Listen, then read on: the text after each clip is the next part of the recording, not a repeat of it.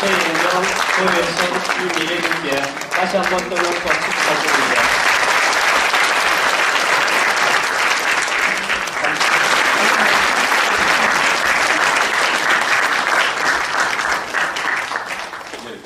조용원입니다.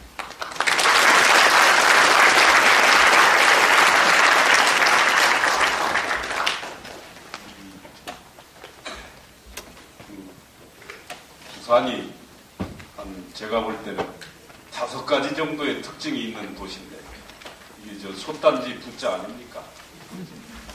여러 가지 이제 넣고 끓이는 데인데 그래서 6.25 때는 여기에서 밥 끓여가지고 전국에 피난 온 사람들이 다 먹고 살았고 한 5가지 정도의 이게 이제 부대찌개를 끓이는 데인데 첫째는 이 불교가 여기가 가장 메카다.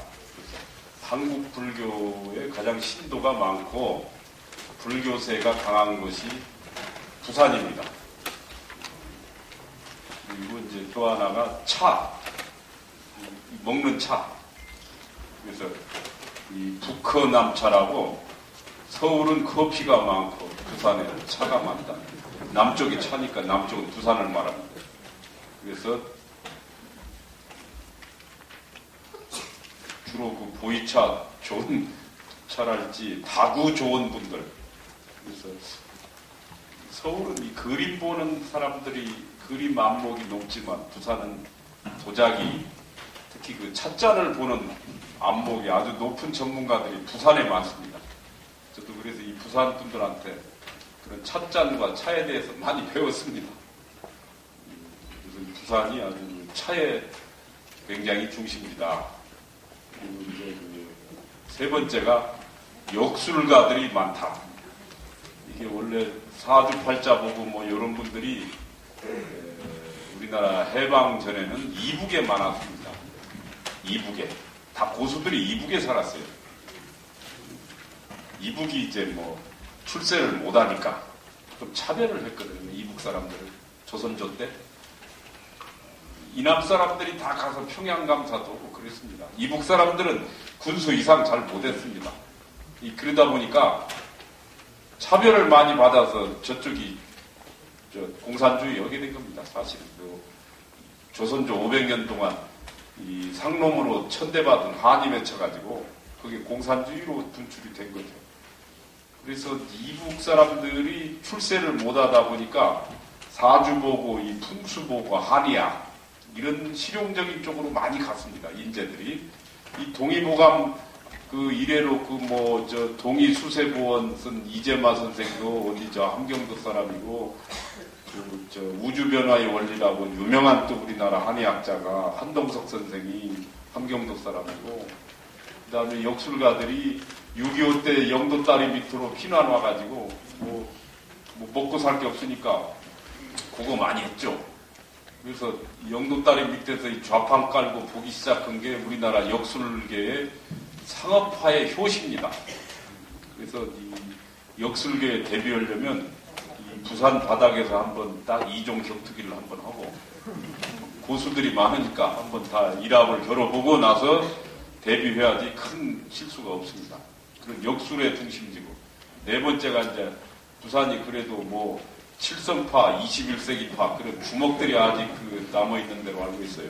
다른 데는 먹을 것이 없어가지고 다 멸종했습니다. 근데 아직 그래도 부산은 항구도시고 이러니까 뭐가 좀 이게 있는 모양이에요. 그래서 그런 주먹들이 아직 멸종이 안 되고 조금 남아있다 이렇게 보고 있고 이제 그 다섯 번째가 최근에 보니까 영화인 것 같아요. 영화. 그래서 이 해운대가 뭐 어떻게 보니까 최근 한 10년 사이에 샌프란시스코처럼 이렇게 변했습니다. 이 바다와 이 고층 빌딩 야경이 어울리는 데가 이렇게 참 해운대 같은 데 드뭅니다. 도심 한복판에 저런 해변가가 있고 저런 야경이 나오는 데가 있어서 제가 뭐 보니까 뭐 요코하마 일본의 무슨 나가사키가 100만 불짜리 야경이다 그러는데 제가 그런데 가봐도 부산 야경이 요즘 훨씬 더 낫습니다. 부산에 해운대 쪽에 한 50층 이런 높은 데 올라가 보니까 막 저 영도다리까지 다 불빛이 보이더라고, 밤에. 그래서 아주 그런 그 불빛 반짝반짝 그런 게 이게 다 영화의 모티브입니다. 그래서 다양한 이질적인 요소가 있어서 부산이 영화하기에 아주 좋은 데다. 이러다 보니까 이 5개가 뭐 부대찌개처럼 섞어서 나오면서 요즘 뭐 정치권에는 다 부산 사람들이 하는 거 아닙니까? 전부. 지금 저 여당 대표 뭐 김무성 씨도 그렇고 야당 대표 문재인 씨도 그렇고 이 두 양반이 뭐 중학교 뭐 1년인가 2년 선후배 사이라고 그러던데. 그래서 이게 뭐 이 부산 사람들이 이 꽃놀이 팬 것 같아요. 그러니까 뭐 누가 돼도 다 부산 사람 되는 거 아닙니까? 그러니 이제 그런 여러 가지 이질적인 요소를 이 부산이 이 멜팅 폿 솥단지에 넣고 끓이다 보니까 식던 대보탕처럼 푹 부어가지고 뭐가 나오는 것 같아요. 인물들이. 그래서 이 부산이 사실은 이게 천지 개벽이 된 겁니다. 이 영남의 이 명문가는 이제 강좌와 강우로 나눌 수 있죠. 낙동강 좌측. 서울에서 볼 때 이 강좌는 경상북도고 강우, 낙동강 우측은 경남이죠. 그런데 1728년에 무신난이라는 이 반란 사건이 나왔어요.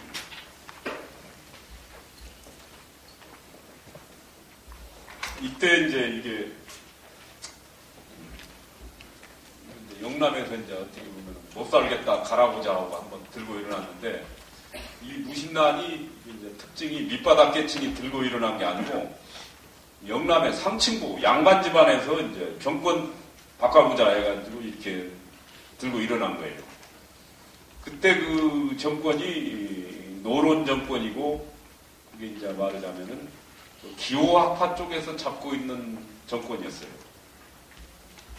그러다 보니까 조선조 한 300년 동안 영남이 차별을 많이 받았어요. 사실은 벼슬 별로 못했습니다. 영남이 벼슬 많이 한 줄 알았는데 벼슬 별로 못했어요. 제가 안동 같은 데 가보면 뭐 태코가 교리댁, 정원댁, 뭐 승지댁 이렇습니다. 무슨 정승댁, 판서댁 이런 집이 별로 없어요. 그래서 제가 이제 안동에 한 20년 전에 처음 가가지고 여기 다 안동이 양반 도시인데 영남에 그래도 양반 많은 도시인데 왜 이렇게 벼슬이 없냐 했더니 시켜줬어야 하지 우리가. 노론 그때 그쪽 반대파 저쪽에서 이쪽을 굉장히 배제를 했기 때문에 우리가 벼슬을 못했다는 거예요. 그래서 뭐 교리, 정원, 승기는 중앙정부의 과장급밖에 안 됩니다. 이게. 그래서 이거라도 우리가 태코로 다 쓴다 이거예요. 그러면 안동 김씨가 뭐 이게 다 세도하고 다 전부 다 했다고 그러는데 그럼 안동 김씨는 뭐냐 물어보니까 안동 김씨는 호적에만 안동으로 돼 있지 그 사람들은 서울 사람들이라는 거예요. 지금도 예를 들어서 뭐 전주이시라고 그러면 그 사람들이 다 전주에만 삽니까? 다 각 지역에 흩어져 살지. 그리고 족보에만 안동으로 돼 있지 그 사람들은 이미 1500년대 초반 무렵에 서울로 이사를 가서 살았기 때문에 서울 사람들이고 당색도 기호학파를 하는 거죠. 예를 들면 지금 그런 안동 김씨의 유명한 집안들이 그 가노라 삼각사나 다시 보자 한강수와 했던 그 청음 김상원, 그 청음 김상원 형, 선원 김상용 이런 사람들이 그 집안의 그 중시조 거의 집안을 일으킨 분들이죠. 이 양반들이 다 이게 그 안동의 고향만 아주 옛날 고향만 안동이지 사실은 당색이 다 이 기호 노론을 했어요. 영남은 다 남인을 했습니다. 남인. 그래서 남인은 야당을 했어요. 정삼품 이상, 당상관 이상은 조령을 넘기가 힘들었다고 그러죠. 서울로 가기가 힘들었다. 거의 고위직은 발령이 안 난 거죠. 당하관들. 당상이라는 것은 이렇게 단 위에 올라와서 의자를 놓고 이렇게 앉을 수 있는 사람들이거든요. 이게 당상관입니다. 이 밑에는 이게 당합니다. 그러면 이 임금이 저쪽에 앉아있으면 같이 당상에 놓고 의자를 놓고 같이 앉아서 얘기할 수 있는 게 당상관이죠. 정삼품부터 당상관인데 이제 관찰사부터 당상관에 해당이 되는 거죠. 그래서 고위직의 상징인데 안동에 그런 당상관 이상이 별로 없었죠. 그렇게 이제 쭉 그런 차별이 있었죠. 그 차별을 결정적인 그게 계기는 그건 이거보다 더 올라가서 1623년에 이게 인조반정입니다.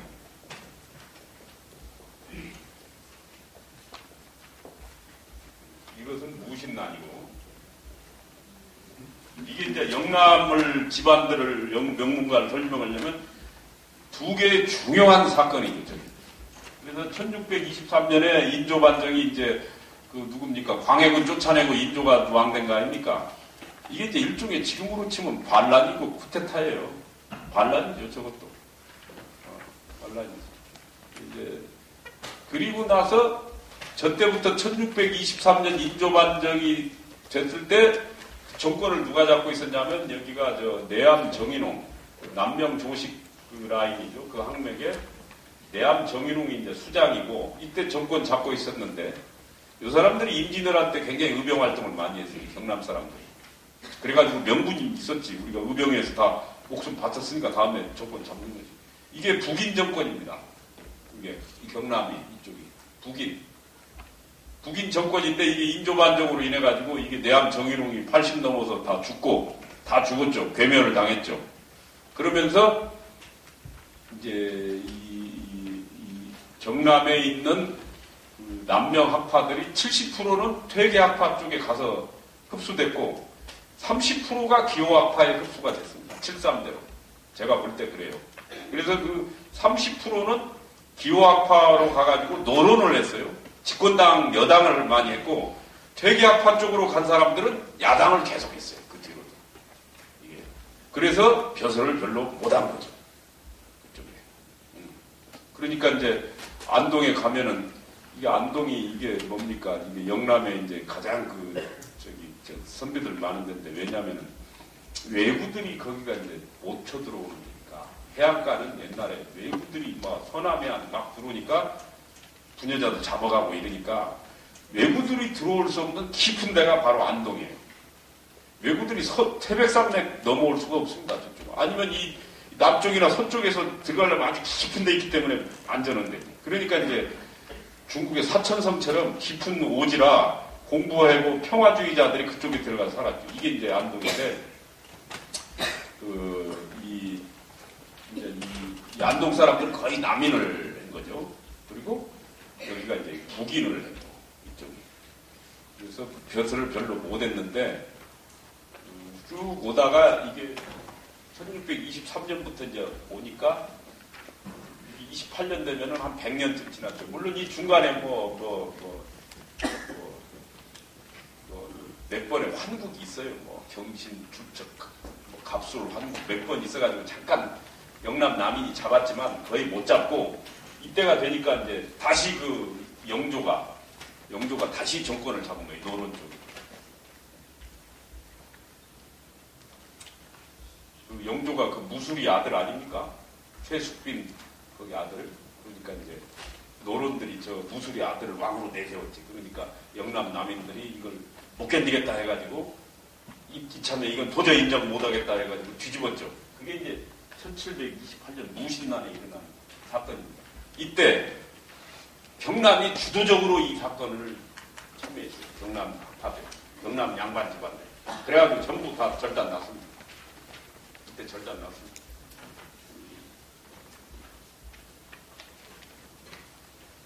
그 뒤로 이 경남의 이런 양반 집안들이 별 힘을 못 썼어요. 아마 지금 경남이 이 무신난 이후로 지금 회복을 한 건 지금일 겁니다. 삼성, LG, 뭡니까, GS, 허씨 집안들 이게 다 경남이고 부산이 아까 이런 발전이 되고 한 게 이게 무신난 이후로 지금이 수백 년 만에 온 거예요. 지금 이게 이분이 온 것이. 그리고 영남 전체로 보면은 인조반정 이후로 처음으로 정권을 잡은 게 영남 남인이 박정희입니다. 박정희 전 대통령이 5.16이 바로 이게 인조반정 같은 거예요. 300년 만에 정권을 교체한 거지. 거시적으로 볼 때. 조선조 이래로 쭉 연장선상에서 보면 인조만정 이래 처음으로 영남 남인이 밥상 받았다 이거예요. 그래가지고 지금 한 50년 오는 거예요. 50년. 그래서 안동 같은 데 가보면은 먹을 게 별로 없었기 때문에 옛날에 벼슬을 해야 뭐 월급이 나와서 뭘 먹든가 말든가 하지. 뭘 못 먹고 거기가 또 물산도 많이 안 나는데 뭐 오지고 이러니까 헛제사밥하고 뭐 간고등어 이런 것만 먹었지. 그래도 부산은 좀 물산이 풍부한 데 아닙니까? 부산은 좀 굉장히 풍부한 데죠. 부산은. 여기 불가의 스님들도 이 겨울 되면은 금강산 유점사에 있다가 다 부산 범어사로 왔다는 거 아니에요. 따뜻하고 뭐 금정산성에 누룩도 많고 누룩도 많고 따뜻하고 뭐 먹을 게 많으니까 그래서 겨울에는 다 범어사로 왔고 따뜻하고 불산이 풍부하니까 그리고 여름에는 다시 금강산 유점사로 갔다는 거예요. 그렇게 왔다 갔다 하면 1년 지난데 옛날은 걸어 다닐 때니까 그래서 이 부산은 좀 낫지. 그래서 하여간 이 인조반정 이후로 영남이 굉장히 차별받다가 무신난이 일으키면서 또 경북은 좀 그래도 정권에서 유화책을 썼어요. 근데 경남은 아주 강하게 했어요. 그래가지고 경남의 집안들이 별로 남아있는 저기가 없어요. 전국구 집안이 없다 이거야. 옛날에 역시 영의정도 하고 뭐 벼슬도 하고 이래야 양반 되는데 그게 벼슬을 줘야 말이지. 이쪽에. 그래서 이제 그 경남 쪽에서 노론을 한 집안들이 이제 그 퇴계학파 쪽으로 안 가고 이 기호학파 쪽으로 간 집안들이 벼슬을 좀 했는데 그 집안들이 누구냐면은 이제 진주에 많았어요. 진주에 누굽니까? 하륜이. 고려 말에 조선 초에 하륜이 있죠? 하륜 후손들. 진양 하씨들이죠. 진양 하씨들이 그 하륜이 후손들이니까 이 후손들이 벼슬 좀 했어요. 여기가 옛날에 누굽니까? MBC 그 뭐 앵커도 했던 하순봉 씨 있죠? 하순봉 씨도 내가 볼 때는 하륜이 후손으로 알고 있습니다. 그 진양 하씨, 그 집안 후손. 지금 뭐 누구 뭐 하는, 그래도 진주 그쪽 일대에서 방국교나 끼는 하씨들은 다 거기 있고, 그 하륜 선생 후손들이 많을 겁니다, 아마. 그리고 노론했던 또 하나의 집안이 해주정 씨. 진주에 살았던 해주정 씨. 그게 이제 좀 뭐 망하기는 했지만, 한보그룹의 정태수가 그 해주정 씨 집안입니다. 영남에서 유일하게 노론을 했던 세 집안 중에 하나고, 이제 마지막 셋째 집안이 허씨 집안, 지수에. 진주 지수의 허씨 집안. 그 지신정, 뭐 효주 허만정으로 해서 그쪽 집안들이 노론을 했지. 그러니까 지금 GS 집안은, 저 집안은 뼈다구가 있는 집안이에요. 뿌리가 있는 집안이에요. 저 집안이 재벌, 우리나라는 근래 재벌이 다 이게 막 그냥 싹 뒤바뀌어가지고 막 윗물 아랫물이 막 섞여가지고 엄청난 다이나믹이 있었는데, 그래도 현재 우리나라 재벌가 집안에서 제일로 양반 집안이 저 GS의 허씨 집안이에요. 그래서 지난번에 LG하고 뭐 이거 서로 분가할 때 서로 나눌 때도 재판 안 했잖아요. 요즘에 양반의 기준은 재판을 안 넣는 거예요. 재판 안 해야 양반이지.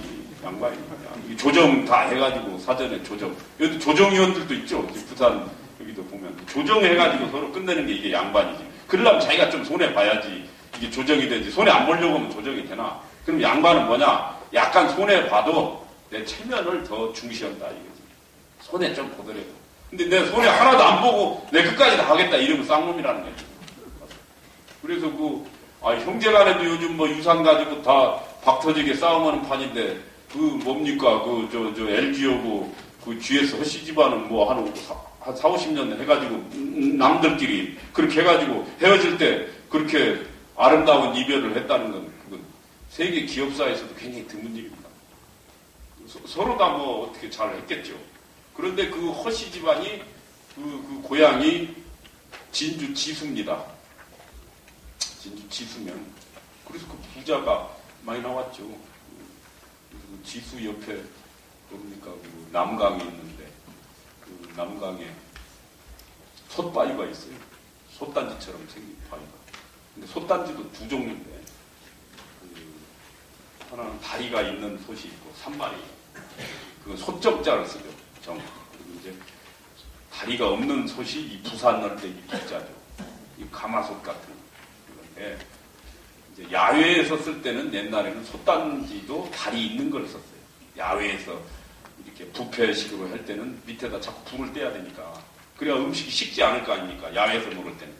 그러니까 다리가 필요하고 부뚜막에 걸어놓는 건 그냥 이런 가마솥 이런 거.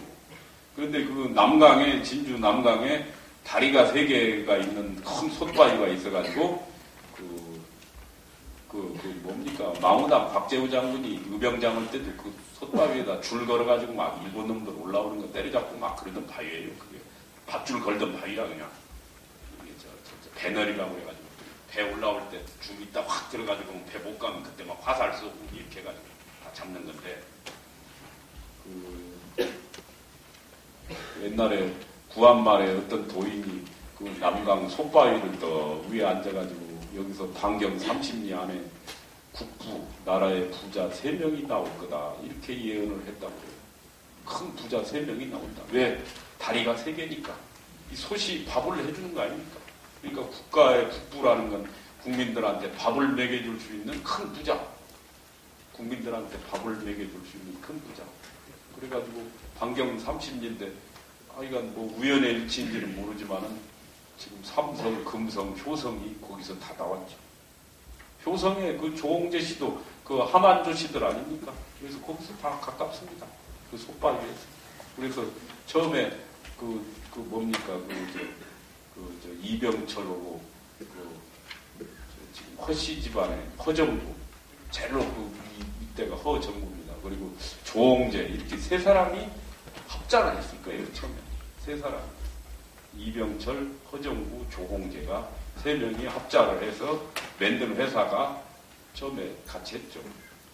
그래서 나는 삼성이라는 이름도 3스타인데 그렇게 3명이 모였기 때문에 우리가 저 손바위 3명의 다리 3개의 전설을 이어받아서 우리가 잘해보자 이래가지고 삼성이라고 지었지 않나.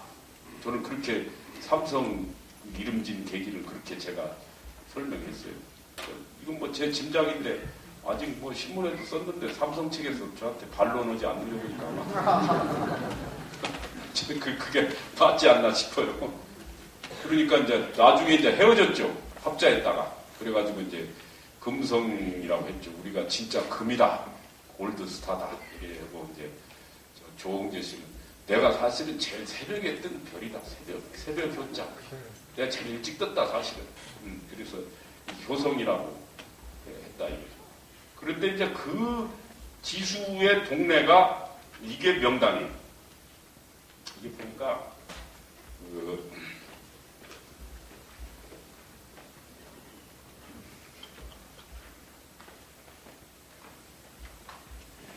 이제 여기가 이제 이렇게 큰 방어산이라는 산이 있는데 이 산이 이렇게 회돌아쳐서 이렇게 동네가 됐는데 이 안을 이렇게 물이 이렇게 흘러갑니다.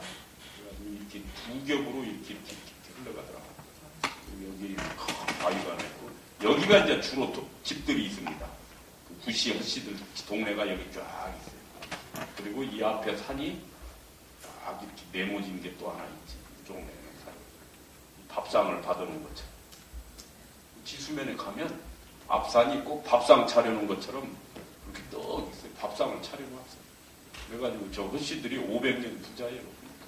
하루아침에 부자가 아니야. 500년 동안. 그렇게 하고, 그 다음에 이제 이 물이 있어야 이게 돈이 생기거든. 집터는 물이 좀 흘러야 돈하고 관련이 있어요. 그러니까 하회마을도 돈은 안 떨어진다고 보지. 안동의 하회마을, 물이 휙 들어가니까. 그리고 세계 어디를 가도 물이 있어야 돈이 생깁니다. 그러니까 이 부산도 항구도시니까 물이 있으니까 다 돈은 안 떨어지는 거죠.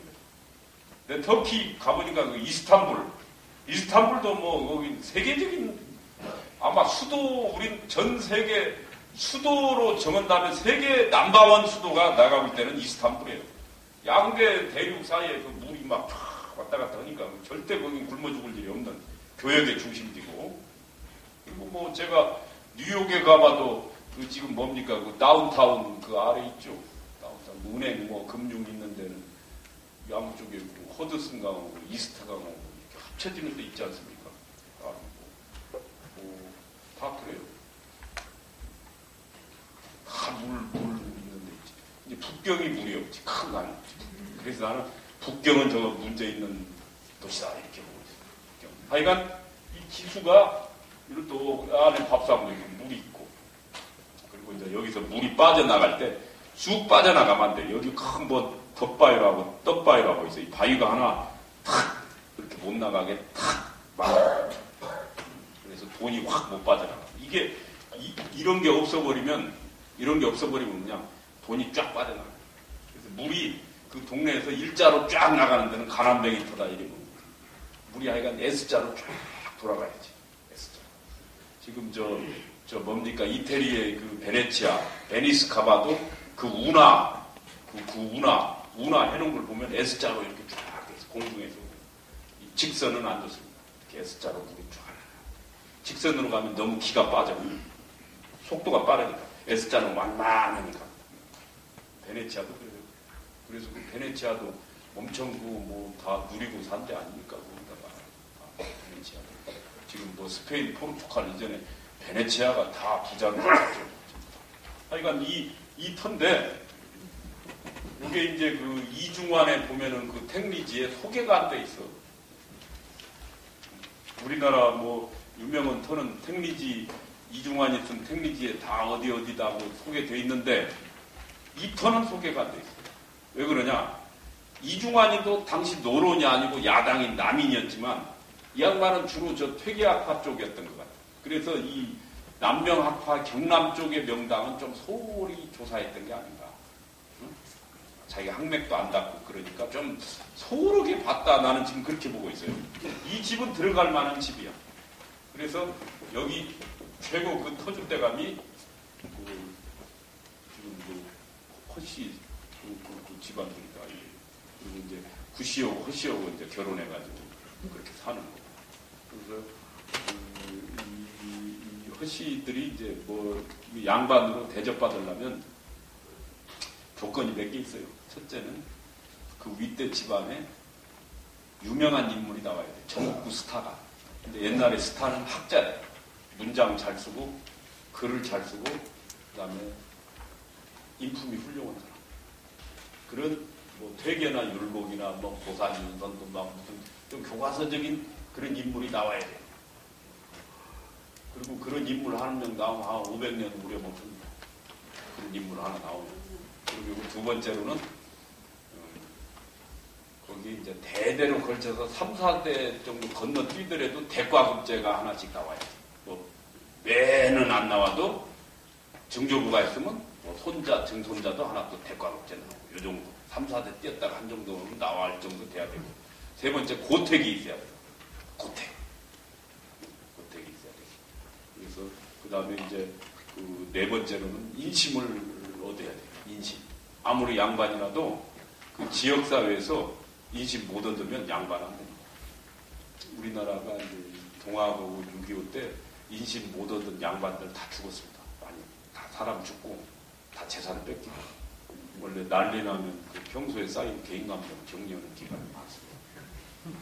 좌파 우파는 괜히 하는 얘기고 자기 보기 싫은 사람 왼수 척진 사람 가서 공격하기 마련입니다.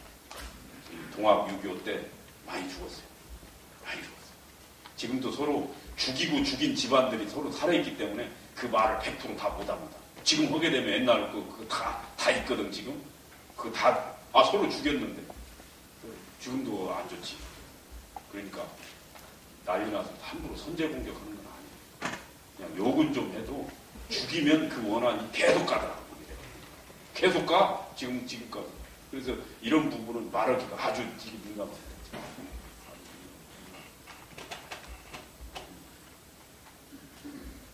저 지금 경상도 충청도나 전라도 쪽하고 동서가 다른 게 뭐냐면 동학과 6.25 동학도 그 인내천인데 쌍놈도 하늘이다는 거거든. 인내천이 인이 쌍놈을 말해요. 사람이 하늘이다는 이때 사람은 쌍놈을 말해요. 밑바닥도 나도 하늘이다 이런 뜻이에요. 근데 이게 상당히 좀 혁명적인 사상이죠. 이 원료를 만든 사람은 수훈 최재호 아닙니까? 경상도 경주 사람이죠. 그래서 원료는 경상도에서 만들어가지고 마케팅을 다 전라도에다 해버렸어요. 저쪽이 다 폭발해갖고 다 죽어버렸지 뭐. 경상도는 별로 안 죽었어요. 통합 이거에서. 서쪽이 다 죽었어. 충청도. 충청도를 원래 호서라고 그러고 호수의 서쪽이라고 그래가지고 호서, 호남 그런데 기호가 다 죽은 거예요. 그쪽. 이쪽 영 쪽은 안 죽었어요. 그래서 그런 그 양반 집안들이 많이 다 절단했죠.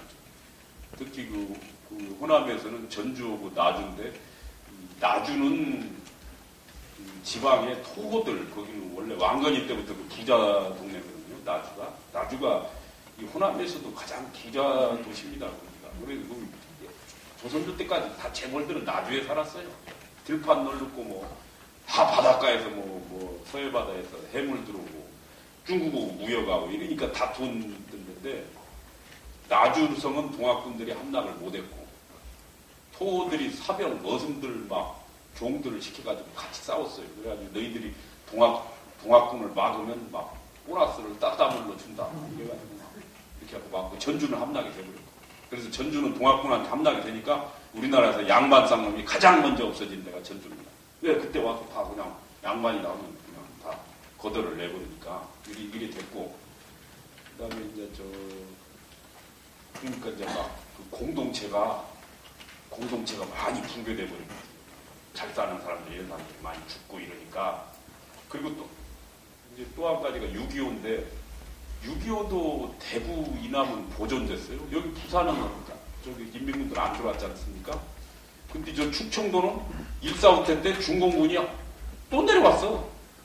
톱질을 2번 한 거야. 그래가지고 충청도가 절단 나버린 거야. 충청도가 절단 나버린 거야.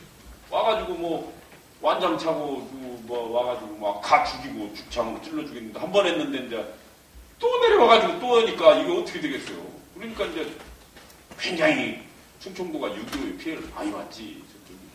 그리고 또 경상도는 지주 소작 관계가 별로 없었습니다. 이쪽은. 왜냐하면 논이 별로 많지 않기 때문에 자기 거 자기가 지었어.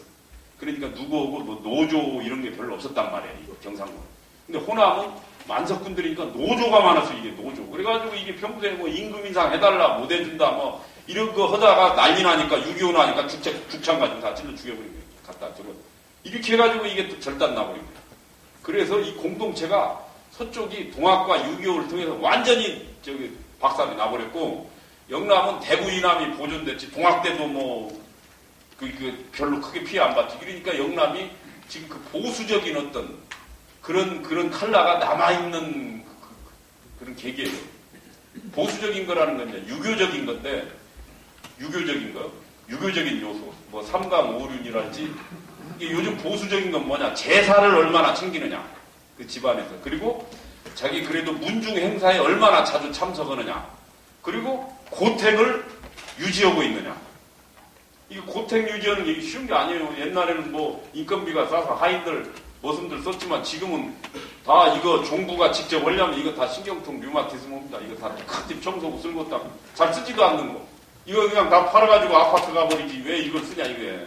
그런데 아직까지 고택을 유지하고 있다는 건 내 프라이드 때문에 그러거든. 내가 누구 집안인데 이 고택을 없앨 수가 없다 이거지. 힘들어도 내가 이걸 지킨다. 이게 이제 자기 자존심이에요. 그게 양반 집안이라는 얘기지. 명문가지. 그래서 그런 고택이 있느냐 제사 때 열심히 참석하느냐, 그 다음에 문중 행사나 뭐, 문중 뭐에 이렇게 많이 참여를 하느냐. 그래서 미국의 이민 가도 이 경상도 양반 집안들은 제사 꼭꼭 지내. 그리고 그날은 약속 안 잡고 제사 지내야 됩니다. 다른 데 사람은, 뭐 제사 뭐 그런 거 그냥 대강 하지 뭐. 이른단 말이야. 그것이 남아있단 말이죠. 그런데 이제 아까 제가 말이 중복됩니다만 경북, 경남이 좀 다르다. 그래서 무신난 이후로는 경남이 더 차별받고 그런 와중에서도 지금 아까 그 지수면에 재벌은 이상하게 또 경북에서 안 나오고 경남에서 많이 나와. 지금 한국의 빅3 재벌들은 다 경남 사람들 아닙니까? 경북은 그렇게 큰 재벌 지금 없어요. 이게 묘한 거야. 이게 묘한 거야. 재벌. 그래서 무신난 이후로 나는 지금 이 강우, 경상우도인 이쪽이 굉장히 전성기다. 저는 지금 그렇게 보고 있는 거예요. 그래서 아까 이런 이 강우의 집안 중에 그런 아까 지금 지수의 이제 그런 집안들 그리고 아까 그런 허씨들이나 이런 집들은 여러 가지 그런 뿌리도 가지고 있지만 인심을 얻는 게 가장 중요해요. 그래서 저 허씨들이 뭐 했냐면 지금 진주여고도 저 허씨들이 돈 내가지고 했어요. 예전 때 진주 고등학교, 남자 고등학교를 하려고 그러니까 일본 사람들이 허가를 안 내준대. 이거 남학생들 나오면 이거 독립운동 할 수 있다. 이래가지고 여자들은 된다. 해가지고 여자 학교를 했어요.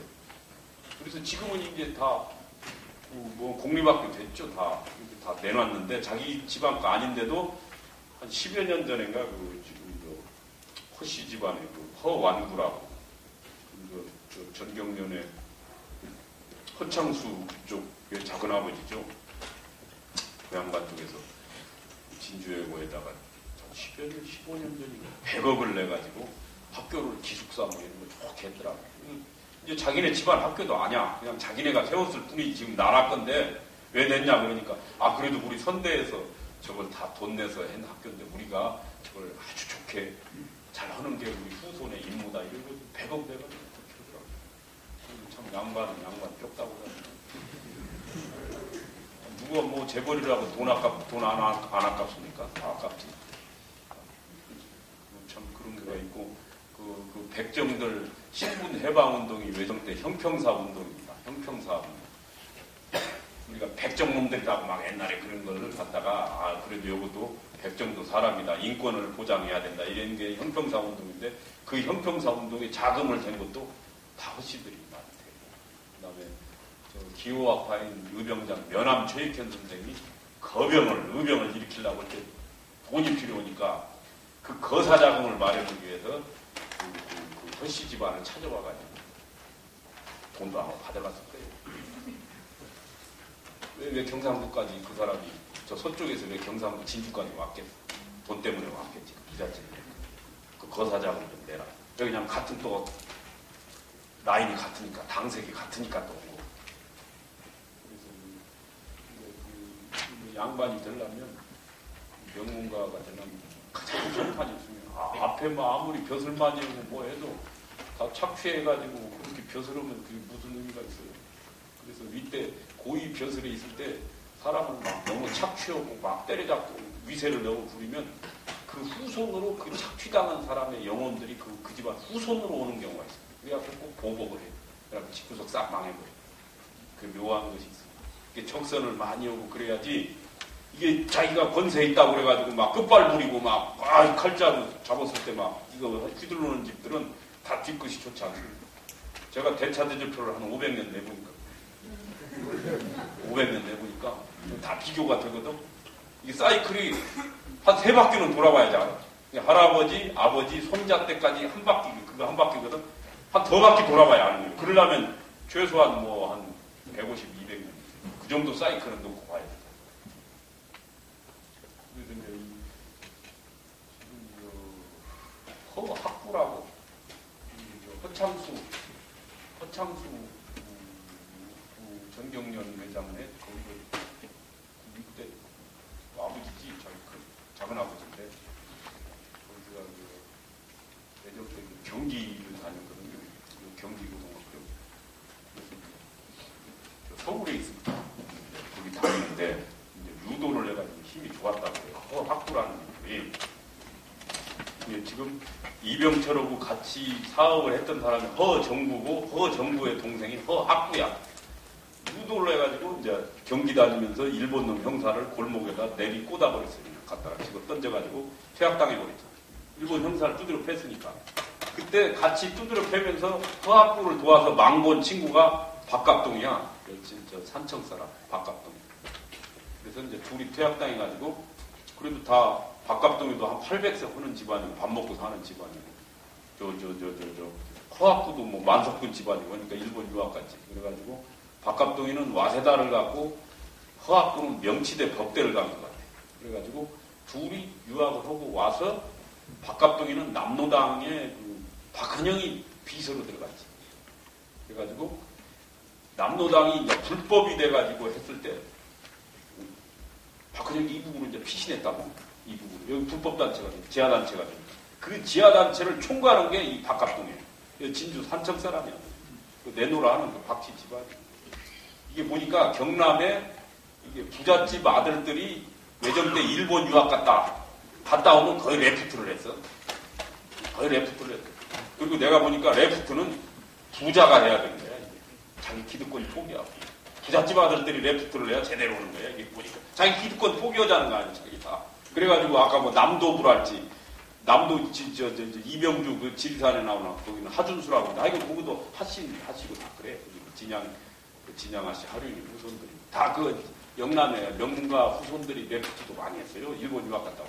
그 박갑동이는 남로당 그 박헌영이 비서의 그 지하 총책. 그 학부는 뭐였냐? 지금 정경련의 허창수 작은아버지. 명치대 법대인가 아마 구주제대인가 명치대인가 내 학교는 그런데 법대 나와가지고 이장을 했어요. 그 동네 이장. 외적대. 그 부잣집 아들이 법대 나와가지고 이장을 했어.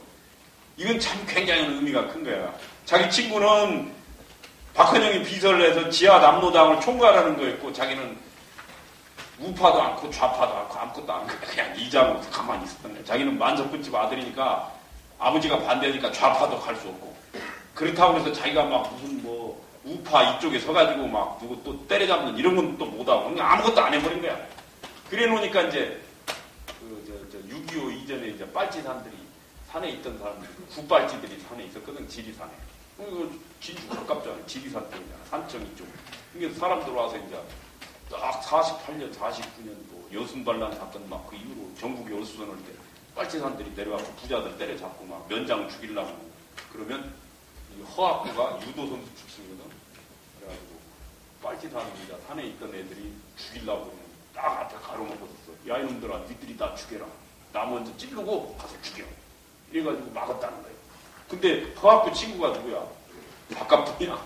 그러니까 어떻게 할 수가 없는 거야.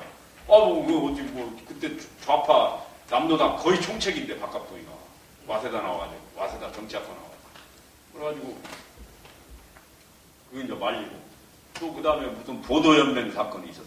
그래가지고 이 좌파들 보도연맹을 가입해갖고 어느 날 불러가지고 그냥 싹 죽여버리는 건데 지금 박정희 전 대통령의 형님 박상희가 그 대구 폭동이라고 하는 것 때 그때도 죽은 것도 다 그 사람들이 보도연맹으로 죽은 거야. 대구도 그때 한 4,5천 명이 죽은 거예요. 보도연맹 가입돼가지고. 그 상처들이 다 대구 이런데 그때 다 4,5천 명이 지식층이고 다 먹물개나 들어있는 사람들인데 가서 다 그렇게 죽었으니 한두 달에 건너면 자기 삼촌이고 뭐 집안 뭐 아재고 뭐 되는데 그 상처가 없겠으면 게 그게 다 있는 거라고. 그게. 그래서 이 허학부는 우파에서 또 좌파 죽일 때 귀뜸을 해줄지. 야 너희들 내일 아침에 부르면 나가지 마. 가면 다 죽는다. 지금 밤에 도망가라 해가지고 좌파들 딱 도망갔겠어. 그래갖고 그 지후가 사람이 안 죽었더라. 허학부가 딱 가운데서 버티고 있었던 거야. 그러니까 그 양반은 생각은 약간 좌파에 온정적이었고 본인 출신은 굉장히 기득권층이란 말이야. 그러니까 양쪽이 중재가 됐다 이거. 그래서 아마 내가 볼 때 허학부 같은 사람이 조정위원장을 했으면 딱 맞다. 저번에 그런 사람이 내가 또 보니까 나주에 박경중 가옥이라고 거기도 7천석을 했어요. 그 집안은 이제 아전을 했는데 아전이 뭐예요? 지방공무원이지. 그래가지고 7천석 했으니까 지금으로 지금 7천억이에요. 7천억 부자예요. 7천석이면 만석이라고 그랬지 이제 반올림 해가지고. 근데 거기도 광주 학생운동 뭐 그런 거 다 한 집이라고 거기가 학교를 다 보내고 해가지고 뭐 일본 학생들하고 싸움할 때 그 집안이 배우였고 여기도 또 다 그 일본 유학 갔다 와가지고 여운형이 건준 위원장도 되고 그 사람들이 그러니까 6.25 때 딱 그쪽에서 맺겠지 이 사람을 뭐 좌파 거기가 건준 여운형이 건준 건국준비위원회 뭐 전라남도 위원장이고 뭘 맡아놓으니까 좌파에서 우파 죽이려고 할 때 거기가 또 막았지 부자들 죽이려고 그러고 아니면 내가 칠천도에 내가 최고 부자다 이 자식들아 죽이지 마 그래가지고 안 죽이고 또 이제 우파에서 좌파 저 새끼들이 이제 인천 상륙작전 해가지고 딱 몰려 올라갈 때 잡아 죽여야 한다고 하니까 야 내가 전번에 봐줬잖아. 너 죽이지 마. 해가지고 안 죽었어. 그런 사람들 있는 데는 안 죽었어. 근데 이게 그런 중재할 수 있는 그 비중이 없는 사람들한테는 서로 찔러 죽인 거야. 근데 저쪽에서 찔러 죽이면 이쪽에서 또 찔러 죽여. 우리도 보복이야. 저쪽에서 7명 죽였어? 그럼 우리는 저 집안 10명 죽인다. 저쪽에서 또 계속 한 도박탕 왔다 갔다 하면 이게 절단 나는 거예요. 그래가지고 절단 난 양반이가 함부로 난리 났을 때 절대 선제 공격하는 거 아니에요. 이게 죽으면 화해가 안 되더라. 죽으면 화해가 안 돼. 누가 누굴 찔러 죽이면 절대 그 화해 잘 안 돼. 지금까지도 그런 게 쫙 있어요. 말은 안 치. 말은 안 해. 그러지만 전에 저기가 뭐 어떻게 해서 어떻게 죽였다 이거 딱 알고. 근데 이 저 허씨 집안의 허학구가 날려다니는 학자에다 9글자. 허학구가 유도선수 출신인데 그걸 했어요. 그냥 조용히 살았지. 사업도 안 하고 그 뒤로 조용히 살았어요. 그 다음에 이제 저 성부자집이라고 장령에 가면 성부자집. 우리나라 집 중에서 고택 중에 가장 럭셔리한 집 중에 하나가 장령의 성부자집이라고. 그 집은 한 10,000평 돼요.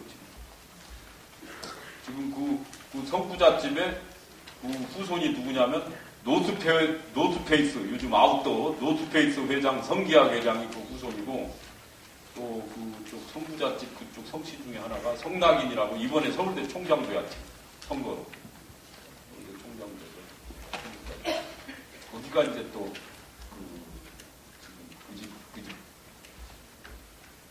뭐니까 딸내미가 성혜림이지. 성혜림. 그러니까 좌파를 했어요.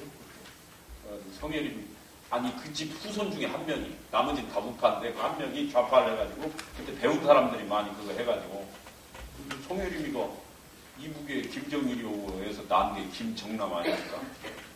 근데 이제 김일성이는 네가 왜 정식 결혼을 해서 낳아야지 그렇게 남의 유부녀를 갖다가 네가 뺏어가지고 애를 낳냐. 성혜림이가 이미 딴 남자하고 살고 있었는데 김정일이가 좋아해가지고 그 뺏어버렸거든 유부녀를. 그래가지고 난 아들이 김정남이야. 지금 저 김정은이 형 우리 좀 뚱뚱하니 그렇게 생겼지. 그래서 김정남이가 정권 잡았으면 좀 성부자집도 좀 뭐가 이상이 변화가 올 수 있는데 밀려가지고 지금 어디 홍콩 어디를 막 가고 또 돌아다니고 있더라고. 근데 김정남이도 틀은 좋아요. 김정남이도 틀은 좋아요. 그 성혜림이 그 집 성부자집 외손자지. 외손자지. 그래가지고 그 우스갯소리로 난리나도 그 이북 애들이 그쪽은 합격 안 된다는 근데 그런 농담을 해요. 다 농담이죠. 뭐. 그래서 그쪽 집안들이 그 참 유명한 집안 화항산 앞에 쭉 있고 그 집에서 뭐 여러 가지 좋은 일 많이 했어요. 좋은 일 하고 인심을 얻어야 난리 후에도 집안이 유지되지. 인심을 못 얻으면 난리 때 그냥 집단 이짐의 왕따를 시켜버린다. 다 엄청 집중 공격을 해버려요.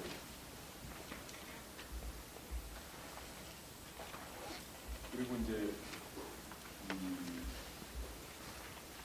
경북 쪽으로 가면은 영남에 이제 제가 한주가 경주 최부잣집.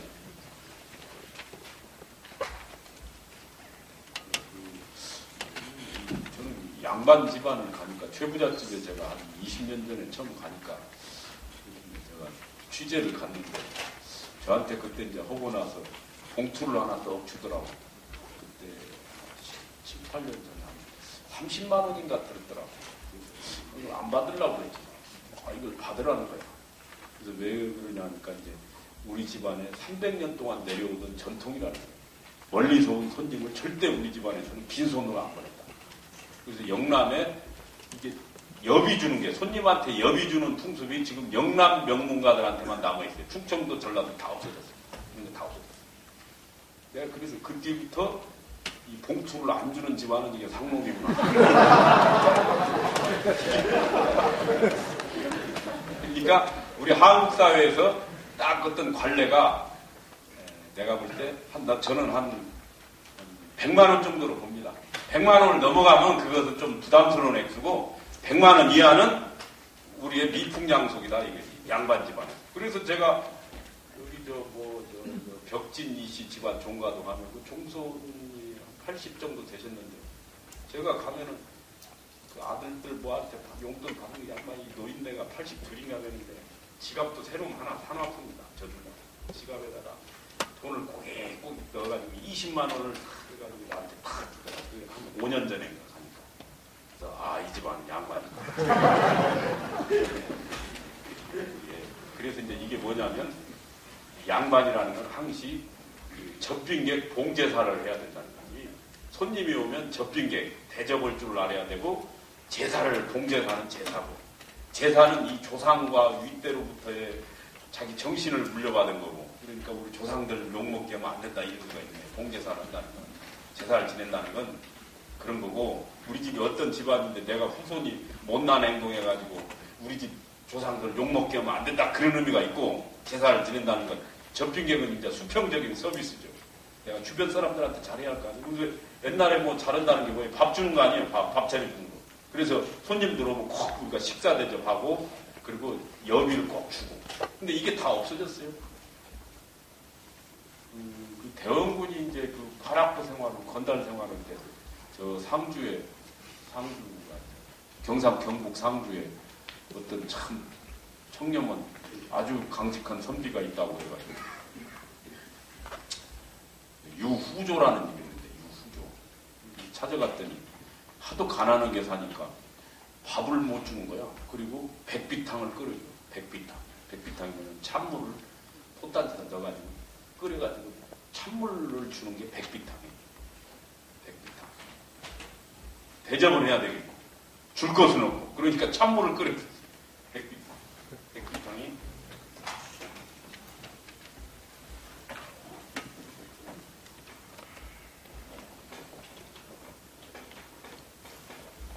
이렇게 써요. 끓을 비자 그 물이 펄펄 끓다. 허연 걸 백탕이라고 찬물을 이게 이제 가난한 지조 있는 선비가 줄 게 없으면 자기도 밥을 굶으니까 찬물을 끓여서 줬다. 대원군이 오니까 백비탕을 끓여준 거예요. 그리고 이제 떠나려 보니까 여비를 이제 요즘으로 치면 그리고 돈 10만 원 이래 챙겨서 넣은 모양이야. 대원군한테. 그래서 그 돈은 어디에서 났느냐? 시집간 딸이 시가집에서 뭐 사갖고라고 한 돈을 친정아버지가 뺏어가지고 손님한테 준 거야. 손님 접대 여비 줘야 된다고. 그래가지고 아예 밥을 굶으면서 그 돈을 대원군 가는데 그걸 준 거야. 그래가지고 이제 대원군이 그 사정을 다 아는데 그래가지고 여비를 이제 받아가지고 온 일화가 있었는데 그래가지고 대원군이 정권을 잡으니까 야, 그 상주에 유후조 불러들이라 해가지고 유후조 벼슬을 줬어요. 그래서 우의정까지가 있습니다. 정식했어요. 유후조가. 그게 낙동대감이에요. 상주가 원래 낙양이기 때문에 옛날에 낙양이라고 했어요. 상주가. 그래서 낙양의 동쪽에 있는 강이라고 해서 낙동강이라고 합니다. 낙서강이 아니고 낙동강이 낙양의 동쪽. 그래서 낙동이라는 지명이 있어요. 상주 저 오른쪽에 낙동강 쪽으로. 거기서 살았어요. 나룻배 탔는데 거기서 살았기 때문에 이 양반이 낙동대감인데 그렇게 해서 그 서해 유성룡 이후로 처음으로 정승뼈슬에 된 사람이 대원군 때 유후조예요. 그 유후조 고손자가 현손이 지난 정권 때 MB 이명박 정권 때 저 유익인가 비서실장은 거기가 고손자가 현손이라고 그러죠. 고손자. 그렇게 됩니다. 여비 시집간 딸이 뭐 시가집에서 뭐 사오라고 한 돈을 뺏어가지고 여비를 준 거예요. 이게. 그래서 참 양반 노릇 하려면 참 힘들었겠다. 그런 사람이 체면은 유지해야 되겠고 그런 게 없죠. 그래서 지금도 그 결혼식 같은 거 해가지고 했을 때 그 손님들한테 여비 이렇게 봉투에 10,000원, 20,000원 넣어서 주는 이 풍습이 내가 볼 때는 그 영남에 그래도 뼈대 있는 집안들에서는 풍습이에요. 근데 이 최부자는 제가 갔더니 풍습을 딱 넣어서 주더라고요. 그래서 300년 동안 우리 집에서 주던 풍습이니까 받으라고 그러더라고요. 그래서 제가 받았어요. 그리고 또 한 2년 있다가 또 갔더만 그때도 또 30만 원을 딱 내서 주더라고. 근데 이번엔 그냥 말 않고 바로 받았지. 바로 받았지. 그런데 이게 제가 보니까 재벌 오너, 이런 창업자들은 손이 커요. 2, 3세들은 손이 작아요.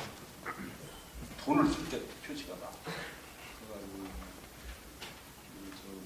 교보문고, 이건 좀 다른 얘기입니다만, 교보문고 창업자 신용호 회장 제가 한번 처음에 만났는데 2002년인가 2001년인가 만났는데 저보다 이제 자기 뭐 자서전 같은 걸 한번 저하고 상의하려고 딱 만났는데 이제 기획실장이랑 이렇게 데리고 나왔다. 그랬는데 팁을 그 레스토랑 교보 빌딩 2층에 나벌이라는 레스토랑인데 팁을 주는데 얼마 주는가 하고 제가 봤어. 도대체 재벌 오너는 얼마를 주는 거지? 접사 렌즈를 땡겨가지고 제가 딱 봤지. 팁을 얼마 주나? 300만 원을 딱 주고 10만 원짜리 수표 30장. 아, 그래서 재벌 오너는 저 정도 줘야지 체면이 서는구나. 그래서 그 순간에 나도 회장님 저도 한 장 주시죠. 내가 딱 말을 했다고. 왜냐면 지배인도 돈을 주는데 나 앞에 앉아있는 내가 더 주는데 나한테 돈을 줘야 될까? 근데 지배인만 주면 되겠어. 그리고 내가 재벌 오너고 그 양반이 일단 80 정도 됐는데 얘기를 한 30분 해보니까 이게 뭐 거의 내가 뭐 번데기 앞에 줄을 잡는 거야. 양반한테 할 얘기가 없더만.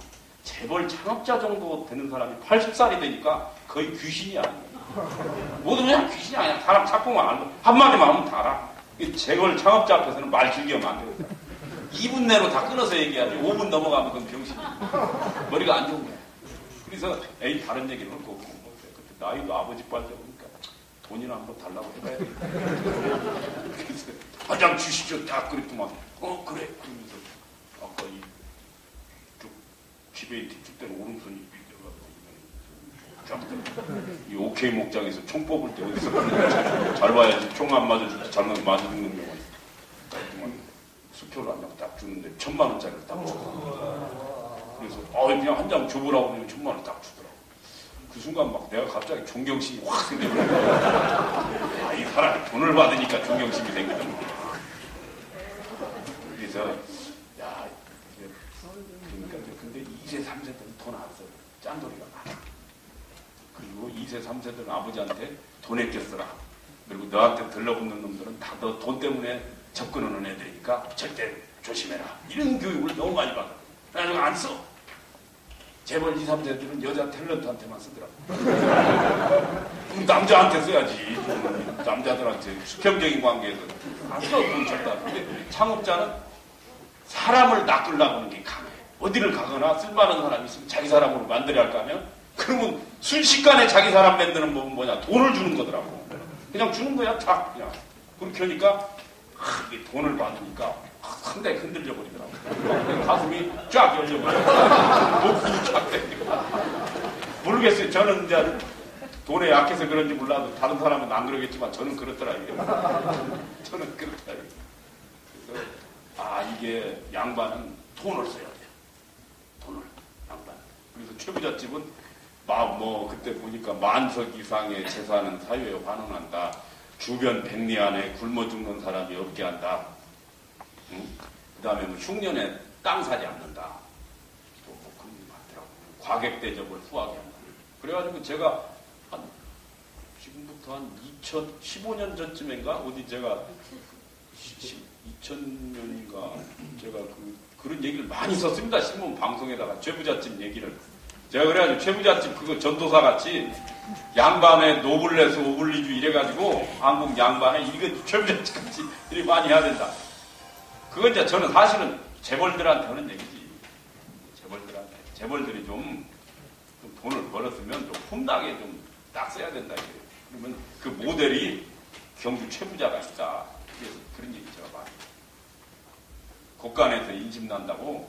그래서 저는 이 재벌가 이 딸들이나 이런 사람들이 돈을 가지고 있으면 폼나게 돈 쓰는 자리를 많이 만들어야 된다.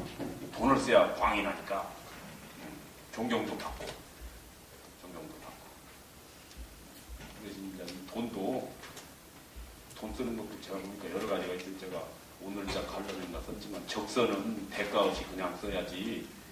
여기다가 이제 기마이도 있어. 돈쓰는 기마이. 일본 말로 기마이라고 그러죠. 이건 좀 막 내가 밥도 사고 술도 사고. 근데 약간 흥청망청기가 약간은 있지, 기마이. 이것도 없는 것보다 나. 사기다. 근데 세 번째는 돈 쓰는 것도 뇌물이 있지.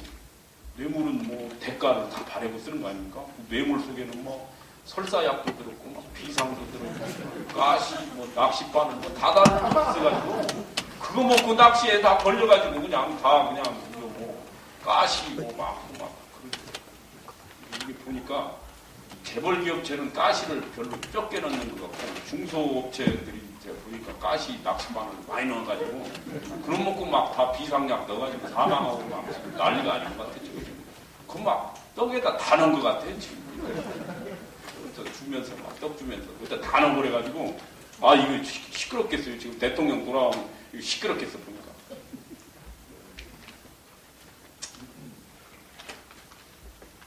이런 얘기는 방송에서 빼요.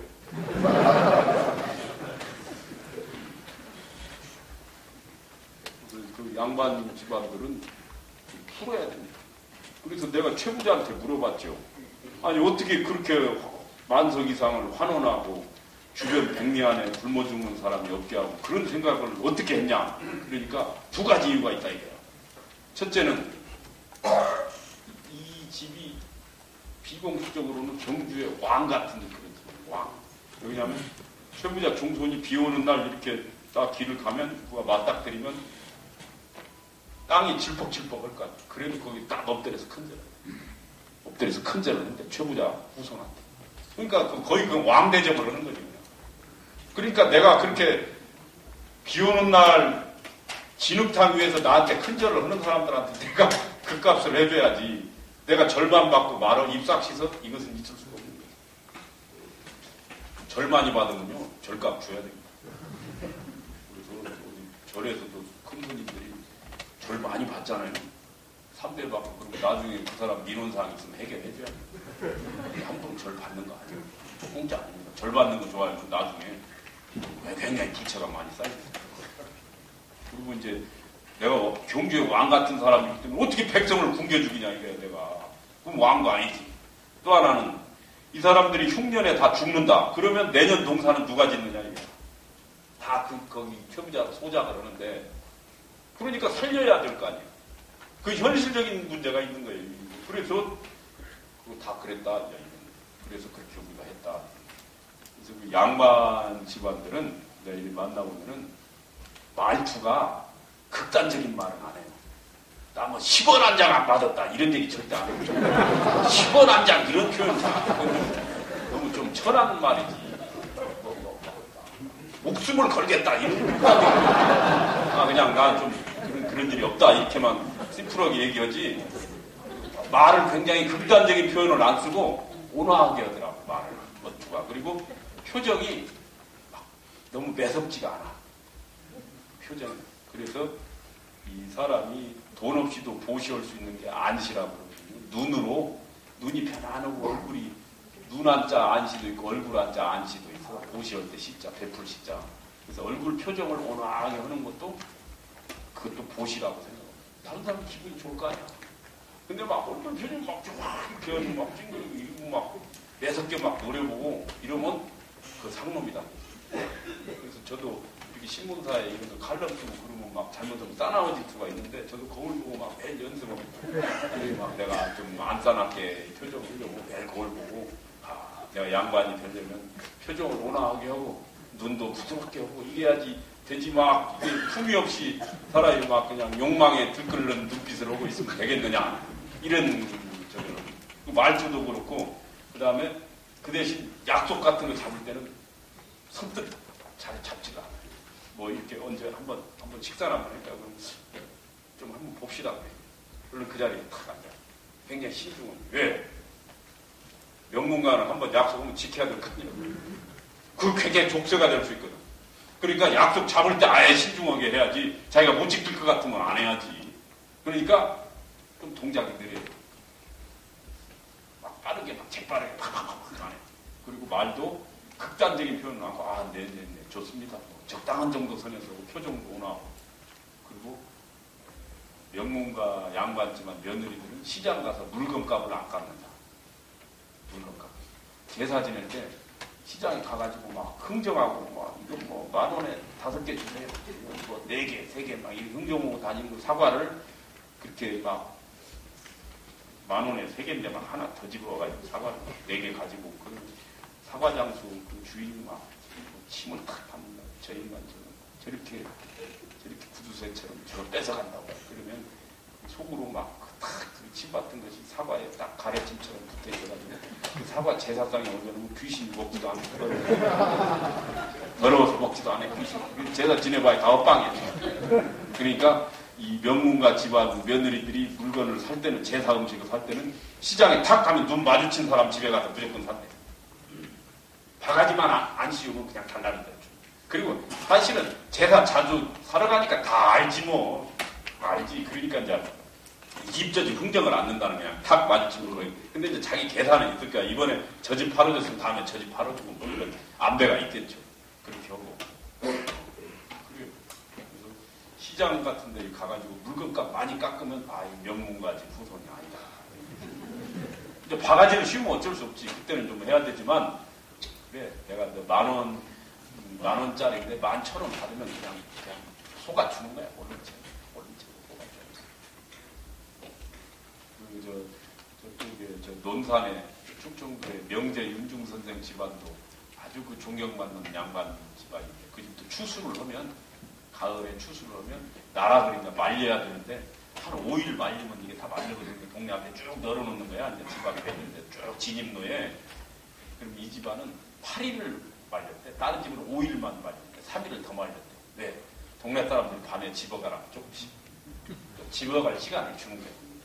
조금씩 집어가. 없는 사람들이 밤에 몰래 조금씩. 그러면 그걸 다 집어가는 줄 알면서도 그냥 모른 척한 거예요.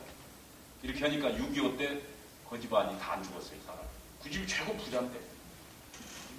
최고 부자인데도 6.25 때 살았나. 그 집안 뭐 밑에 하인 쪽 했던 사람들이 일본 항공기 조종사 가미가제 소년 비행단에 들어가고 조종을 다 익혔거든. 그래갖고 그 사람이 외정 때 이제 15살 먹은 애들 일본 사람들이 뽑아갖고 단기 양성했다고 3-4년 해가지고 나중에 이제 그 사람들이 항공만 굴뚝도 들어가고. 근데 여기는 그 논산 사람은 하나 그렇게 가가지고 안 죽었던 거야. 그러니까 해방 이후에 우리나라 쌕쌕이 조종사 됐어. 그래가지고 미군하고 이제 매일 폭격을 하는데 6.25 때 어디 할 건가. 하루는 미군들이 그 집 보자고 작전 지도를 하는데 그때 진해가 있었다는 거예요. 6.25 때 공군 본부가 미군 공군 본부가 폭격하자고 하는데 이 집은 절대 안 된다고 해가지고 폭격 못했어요. 왜냐면 그 인민군 본부로 썼거든. 집이 크니까 50칸짜리 집이니까. 근데 그때 평소에 개인 감정이 있으면 이 집부터 폭격해야 된다고 해가지고 그냥 다 박살을 내버리는데 이 집 절대 안 된다고 해가지고 다 막아줬어요. 그래서 이게 한국 사람은 먹으면 도망 못 갑니다. 그러니까 먹으면 도망 못 갑니다. 근데 이게 좀 너무 우리가 부도덕한 쪽으로 이걸 써서 그러지 사람을 먹인다는 건 원래 의도는 좋은 거야. 이거 너무 이렇게 부도덕한 쪽으로만 안 가면 이걸 잘 베푸는 아까 적선을 많이 하면은 참 좋은 거예요. 그래서 이 양반 집안들이 오래 가야지 양반이야. 잠깐 반짝하다가 그 자손들 다 망쳐들고 이러면 양반 아니에요. 계속 가려면 윗대 적선하는 게 있어야 돼요. 그러니까 지금 이재용이나 삼성이 이런 거 잘 되려면 이건희 때 적선을 많이 해놔야 돼요. 그래야 그 아들 때 이자 쳐서 받아먹는 거예요. 공짜는 하나도 없다. 이 우주에. 그래서 사람이 양반 집안들의 가운이 뭐냐? 적선지가의 필요경이다. 적선을 많이 한 집안에 반드시 경사가 있다. 이거밖에 없어요. 다른 가운 없어요. 그러면 좋은 일을 하고 그러면 자기 무의식에다 자기가 다 기록을 해놓는 거예요. 내가 누구 좋은 일 했다고 하면 자기 양심이 알 거 아니에요. 양심이. 자기는 알 거 아니야. 그러면 이게 비행기 블랙박스 같아가지고 블랙박스가 비행기 추락해도 그거 다 기록은 남는 거 아닙니까? 보존돼가지고. 그러니까 사람이 양심이 있으면 이게 육신이 파괴돼도 죽어도 이 양심이 홈플로 돼가지고 후손한테 계좌이체 된다고. 뭔 수단을 써서나 온라인으로 가든지 뭘로 가든지 해가지고 계좌이체가 돼가지고 그게 다 영향을 미쳐요. 그래서 이제 그게 태몽 같은 거 꿀 때 태몽꿈으로 쫙 오지. 그래서 뭐 태몽이 막 돼지가 하나 들어왔다 이런 건 선대 저 집이 뭐 좀 돈복을 타고났는데 돈복도 그냥 오는 게 아니고 뭘 많이 베풀었구나. 밥을 많이 먹이고 그랬구나. 이런 집들이 그 후손 손자 때 돼지 태몽도 와가지고 사주팔자도 제복이 있는 시에 꼭 나와. 이래가지고 돈이 벌리더라고. 근데 그런 것도 없이 투자도 안 해놓고 갑자기 내가 돈 벌으려고 하면은 결론은 꺾인 겁니다. 깜빵 아니면 병이에요. 무리수 두면 깜빵 아니면 병 걸리는 거더라고요. 무리수나 또 안 둬야지. 욕심은 또 많아가지고 자기 저 윗대 투자도 안 해놓고 자기 때 와서 막 걷어들이려면 이게 됩니까? 무리수 두는 거다. 그래서 이 우주에는 공짜는 하나도 없다. 전부 다 그래서 못 되면 조상 탓이라는 말도 맞는 말이에요. 못 되면 조상 탓이라는 게 이것도 맞는 말이에요. 그래서 근데 그 무당들 이래 영어면 내가 또 무당도 연구를 많이 했습니다. 내가 이 무당들이 이게 진짜로 뭐 답값을 하는 건가 마는 건가 하고 봤는데 윗대 적선을 많이 오고 이렇게 덕을 많이 딴 집안 조상 후손은 뒤에 아우라가 그런 사람들은 뒤로 넘어져도 돈 있는 데로 넘어져. 근데 시커먼 사람들은 아무리 해도 안 돼. 그거 윗대 덕을 안 싸서 그래. 이게 또 그런 것도 다 유전이더라. 다 가족력이야. 이거 보니까. 다 이 윗대 이게 어떻게 사는. 그러니 죽는다고 끝나는 게 아니다. 이거. 그래서 명문가 집안 사람들은 다 그런 적선을 하라는 걸 항상 가르쳤어. 주변에 대해서 공동체에 대해서 배려해야죠. 그래야 자기가 양반으로서 존경받고 살지. 자기가 착취하고 내가 좀 끝발 있다고 해가지고 이 새끼들 딱 잡돌이하고 그러면 이게 원한 사가지고 이게 됩니까? 잘 안 되지. 그래서 이제 이런 양반 집안들은 그런 적선을 많이 해야 된다. 또 하나는 애를 임신을 할 때 절대 술 먹고 하지 마라 이런 거가 있다.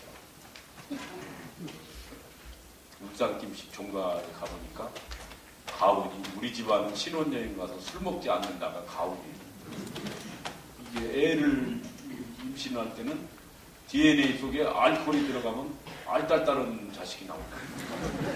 그래서 절대로 술 먹지 마라. 합궁할 때 이런 경우가 아주 그 가훈으로 내려옵니다. 양반 집안 달라요. 그래서 나는 그 자식들이 속 많이 쏘이고 막 공부도 못하고 오는 건 보면 저 집안이 어디서 왔는지 저것이 부모가 막걸리를 많이 자식을 그래서 양반 집안들은 절대 그거 하고 그 다음에 합궁을 할 때 한 100일 정도 매 딸은 따로 방을 따로 쓰고 격리 수용을 했다가 퇴기를 해가지고 합궁을 시켰어. 그래서 너무 자주 그 신혼 때 해서 하면은 큰 자식이 안 온다는 거야. 큰 영혼이 안 온다는 거야. 정신일도 하사불성으로 해가지고 이게 좀 딱 몇 달 동안 이렇게 방도 따로 쓰고 기운을 모아가지고 딱 해야지 되고 그 다음에 이제 양반 집안들 이게 그 합궁을 자식을 잘 낳아야 되니까 이 자식 잘못 낳으면 이거 집안 망하는 건 뭐 순식간입니다. 자식을 잘해야 되니까 만들 때 잘 만들어야지. 만들 때 하자가 있으면 그다음 나오는 제품도 다 하자가 있어가지고 고치려면 참 어렵습니다. 그래서 천둥 번개 치는 날, 안개 낀 날 맞고 이런 거 막 날씨가 굳은 날 이런 데는 합궁하지 말라는 자식들. 그래서 날씨도 확 평오고 이렇게 몸도 다 건강하고 바이오 리듬도 좋고 이런 것을 다 갖췄을 때 그때 합궁으로 해서 자식을 낳아라 이런 가르침을 다 합니다. 그런 교육을 다 시킵니다. 그래서 저는 합궁을 할 때는 어디 인도네시아 발리로 간다든가 이런 거 하고 가야지. 그런 데 가서는 또 그런 데 홀령이 가서 붙어버리면 또 그럴 수가 있어요. 장소도 중요하거든요. 장소도 러브호텔에서 합궁해서 난 자식은 러브호텔스러운 놈이 나온다고. 네.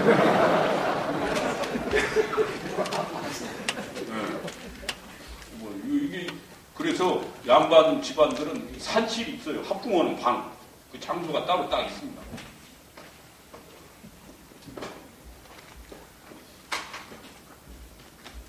산실.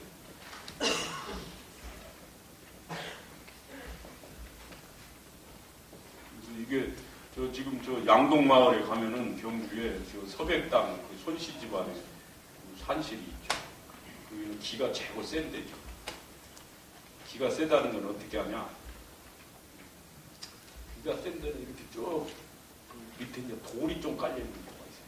돌, 화강 이런 게 밑에 바닥에 짐에게 깔려 있는 거가 돌에서 기운이 세게 올라오고 광물질이 있기 때문에 돌 속에 지자기가 그런 광물질을 통해서 쭉 올라오면 사람 피 속에도 미네랄이 있어요. 철분도 있고 뭐 여러 가지가 있기 때문에 그 지자기가 이 피로 들어옵니다. 사람 피로.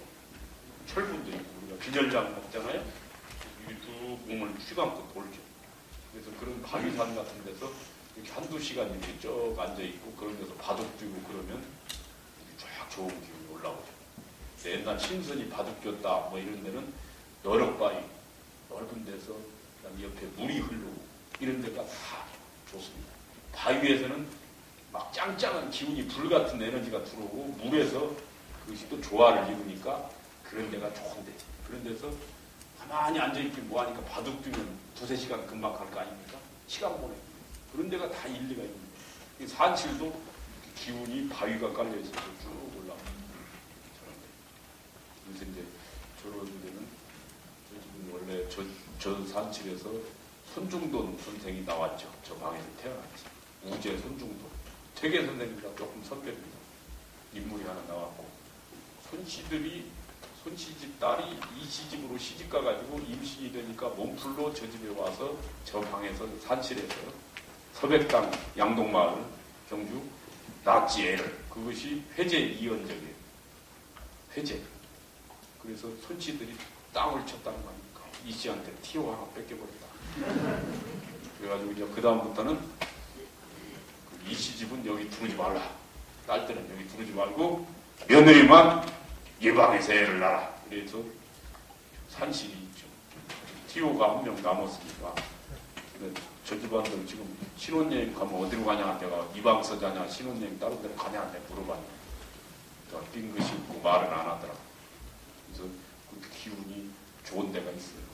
그래서 이 집 같은 데도 이사 가거나 이럴 때 그 터가 좋다는 것은 잠자보면 압니다. 터가 100커피가 불여 일숙이라 100번 커피 마시는 것보다 한번 잠자보는 것만 못하지. 그래서 그 터에 잤을 때 숙면이 드는가? 숙면. 잠이 깊이 쫙 숙면이 들면 그 터가 좋은 거예요. 이 집은 대개 우리나라 명문가 집들은 숙면이 되는 집들. 집이 편안해야 돼. 가서 잤는데 이게 선잠자는 것처럼 됐다. 그러면 이거 건강에 안 좋아요. 사람이 피곤하고 낮에 피곤하고 피로를 푸는 건 잠잘 때 푸는 건데 잠이 깊이 들어야 돼. 그러려면 거기가 기운이 좋아요. 그러면 자고 나면 몸이 개운하다. 이런 집이 이게 명당이고 그런 데가 명문가 그 사람들이 그런 집을 구하려고 굉장히 노력해요.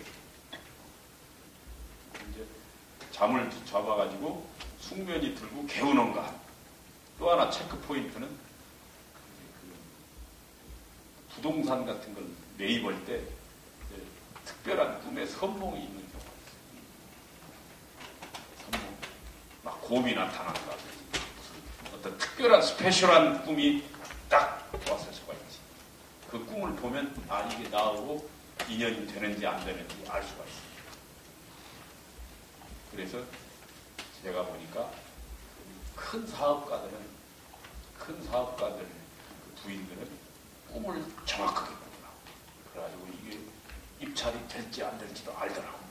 그리고 큰 물건이 자기 것이 될지 안 될지 어느 정도 알더라고. 큰 사업가들.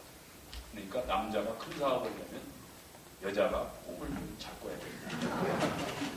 기획실장 보고보다 자기 와이프 꿈을 더 의존을 해요. 그래서 남자들은 이 주판으로 주산으로 계산 튀겨가지고 그것까지 가지만 여자들은 이 영대가 밝은 여자들은 헬기 타고 가서 한 판으로 찍어버립니다. 꿈으로. 그러니까 헬기로 가는 게 훨씬 빠르지. 그것이 2판 4판이에요. 그런 걸 2판이라고. 꿈으로 봐서 찍는 걸 2판이고 4판은 이제 계산을 해봐, 분석을 해봐가지고 아는 건 4판. 그래서 이 분석도 해봐야 되지만 그렇게 한번 탁 가서 헬기를 딱 보는 거예요. 그런데 그것도 그런 재물이나 그런 능력도 그 윗대 그렇게 꿈을 정확하게 꾸던 뭐 친정 어머니나 친정 집에 누가 그랬다면 그 딸이 또 유전되고 그러죠. 되게 그래. 이게 보니까 이 세상 일이 알고 보니까 억지로 되는 것이 하나도 없어요. 돈도 억지로 벌 수 있는 게 아니고 이 세상에 돈 안 벌고 싶은 사람이 누구겠어요? 다 돈 벌고 싶어. 억지가 아니에요.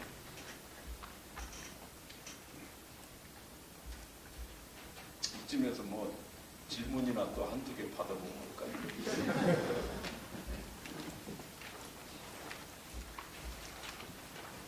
질문 있으십니까?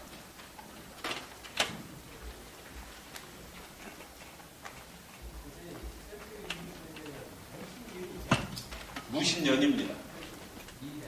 네, 2인자의 나이. 무신년에 났다고 그래서 무신난이라고.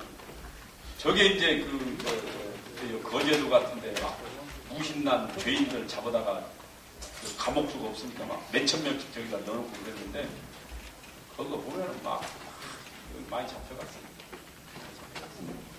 그래서 이 경남이 그렇게 한 300년간 천대받다가 최근에 지금 와가지고 이렇게 빚을 보는 겁니다. 그리고 그 중심에 이 부산이 이 솥단지로 가열을 해가지고 솥을 뜨겁게 되니까 여기다 불을 계속 떼니까 그리고 이 부산이 뭐냐면 바다가 있기 때문에 뜨거운 것과 물이 있으니까 냉탕, 온탕을 번갈아 가면 거니까 물건이 나옵니다. 막 열받았다가도 바다에 가서 막 해운대 가서 딱 한 번 바다 보면 막 마음이 쫙 내려가. 이러니까 이 융통성이 있지. 사람이 공격과 수비가 된다 이게. 사람이 큰 인물이 되는 건 공격도지만 또 이 뒤로 후퇴도 할 줄 알고 승질을 냈다가 또 수용도 했다가 이게 교차가 돼야지 인물이 되지.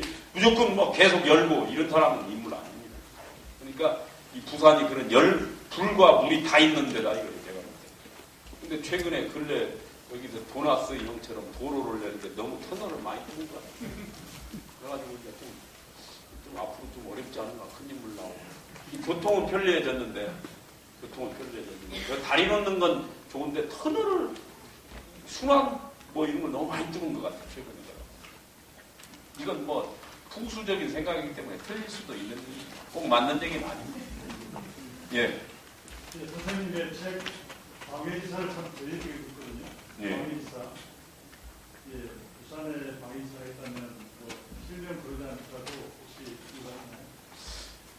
부산에는 저 지금 강수길 선생이라고 저 대동벽지 넷째 아들인가 결혼도 안 했는데 그 양반이 지금 51년생인데 지금 올해 65인데 수구회라고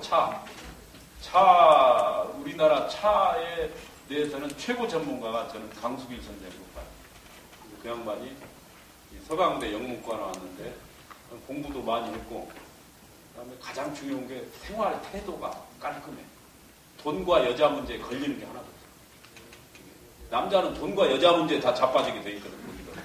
근데 그거에 대해서 그냥 깔끔해. 일체 군더더기가 없어. 돈과 여자 문제. 깔끔하니까 그 사람은 인물이다. 저는 그렇게. 그리고 이런 어떤 그 미감이 아주 섬세한 사람. 미감. 그 다음에 색깔 같은 이게 다도가 이게 뭐냐면 차를 마실 때 이제 여러 가지 그 동작을 취함으로써 근심 걱정을 잊자는 거예요. 우리가 너무 근심 걱정이 많으니까 이게 잊어버릴 수가 없어. 근데 그 딱 화려하게 차린 어떤 그런 상에 가서 동작 하나하나 한 50가지 동작을 탁탁탁 맞춰서 하려면 다른 사람들이 보고 있잖아. 거기서 맞춰서 하려면 그 순간 정신 집중을 해야 되니까 이게 근심 걱정이 잊어진다. 근심 걱정 잊어버리려고 하는 거예요. 그거 한 1시간씩 보고 나면 머리가 개운하다는 거예요. 걱정이 많았던 사람들. 그 다음에 강수길 선생도 있고. 그 다음에 이제 옛날에는 여기 죽었지만은 박도사 사주 잘 보던 그 박도사가 이제 여기 그래가지고 이북에서 있던 사람들이 여기 다 내려와가지고 여기 다 포진을 했기 때문에 이북에 고수가 많았어요. 그 사람들이 다 여기 온 거예요. 그래가지고 6.25 끝나고도 안 가고 그냥 여기 많이 있었지. 그래서 부산이 아주 최근에는 이제 그 보이차 그 상인으로서는 그 녹백인가? 부산 대파토에 어디서 차 파는 사람이 있더만. 그 사람이 이 찻잔에 대한 보이차 상인인데 찻잔에 대한 감시관으로서는 아주 뛰어나다. 찻잔, 이것은 만져봐야 돼. 골동 같은 건요, 만져봐야 돼. 촉감으로도 굉장히 중요한 겁니다. 그래서 서울의 그 인사동의 그 통인 그 이제 골동상, 거기는 자식들 교육시킬 때 꼭 5년간 그 걸레를 닦으라고. 골동품을 닦으라고 그래, 매일 아들한테. 왜냐? 만져봐야지 직감으로 오는 게 있거든. 그래서 이론 갖고 되는 게 아니에요. 골동이나 이런 찻잔. 특히 찻잔은 입술에 대는 거기 때문에 아주 예민한 거예요. 다른 도자기는 다랑항아리나 이런 거 그냥 보기만 하잖아. just watching. 그렇지만 찻잔은 입에다 대잖아. 그러니까 이 촉감 같은 게 이게 대단히 민감한 문제가 있어요. 그래서 그 사람 장사하는 사람이긴 하지만 그래도 내가 보니까 녹백도 물건의 기다. 아마 국내에 이 도자기 감시가는 최고가 아닌가 그 사람이. 근데 뭐 교수가 아니고 뭐 이런 학자가 아니고 전문가가 아니고 그냥 장사하는 사람으로 묻혀 있는데 내가 볼 때는 그 감시관 하나는 최고예요. 그리고 보이차에 대해서도 아주 깊이가 있다. 북커 남차라. 서울은 커피요. 그 남쪽 부산이 차인데 다실 종도 가지고 있는 사람들이 많아. 다실. 그래서 저는 그 해운대 그 뭡니까 동백섬 보이고 뭐 이런데 오륙도 보이고 거기에 아파트 뷰가 우리나라에서 최고다. 거기서 다실 하나 딱 갖추고 있으면서 그 뷰를 딱 바닷가 풍경 보는 건 신선이 따로 없다. 서울에 뭐 아무리 비싼 아파트 가봐야 그런 풍경 나오는 데가 어디가 있습니까? 없어요. 그리고 커피는 2잔 이상 못 마십니다. 어떻게 그 자리에서 2잔 먹으면, 저 2잔 먹으면 잠도 안 옵니까? 근데 차는 8시간 쫙 마실 수가 있잖아요. 그래서 그런 우리 차문화의 그런 선수들이, 고수들이 부산에 많다.